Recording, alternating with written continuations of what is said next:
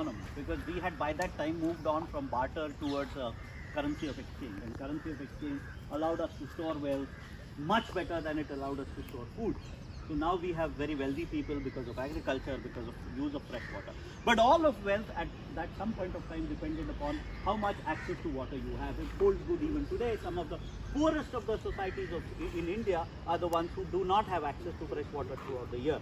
They are marginal farmers far away from the command areas and catchment areas, and they are the ones who can hardly take one crop in the entire year. So as their access to water and their water availability has gone down, they are unable to come out of poverty, and they are pushed into what we call in economics as chronic poverty. Successive generations are unable to come out of poverty. On the other hand, well, at some point of time, my forefathers were poor, but they moved to Pune, they were educated, and they came out of poverty, so that is a transitionary poverty. But if you don't have access to water, if you're a marginal farmer, you're still poor over so many generations. So water still decides the amount of wealth you have. Right? So coming back to rivers, our topic for today, and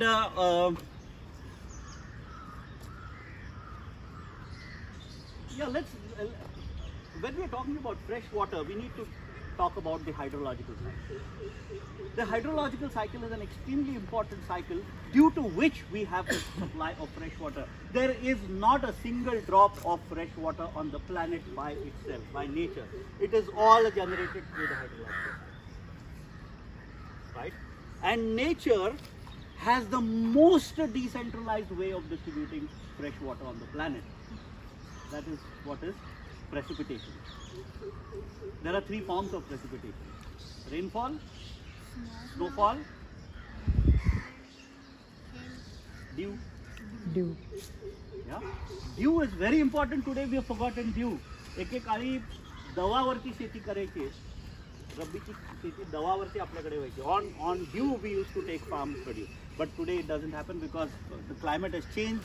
The dew formation, there are no substrates on which dew can settle down. You know, we need that cold substrate where dew can settle down, but that doesn't exist today, and therefore. Sure. Kerala still experiences that, huh? Dew. I have experienced in our farmhouse where it's actually like raining, but it's dew. There you are. See, that's precipitation. And we forget to take dew in our water budgets because we think it's inconsequential. That's a huge source of soil moisture. In the morning, it increases the soil moisture. So coming back to that. Now, when I said that nature has the most decentralized form of distributing fresh water by rains, by precipitation, by snowfall, however, it is extremely unequal. Some parts of the planet have got 3,000 millimeters of rainfall. Some parts of the planet don't have rain for 8 to 10 years. Right? So therefore, it is up to the rivers to carry the water to hinterland where there are no instances of rainfall. And thus, rivers became extremely important when we are looking at environmental justice as a fundamental factor in economics. And environmental justice for all depends upon the fresh water availability for all. And if that, today we have stopped that. We have stopped that by various means and ways. I'll come to it a little later as we progress. We have time for 11 or 10. 10. 10 as much as you. 10. As much as him. Yeah.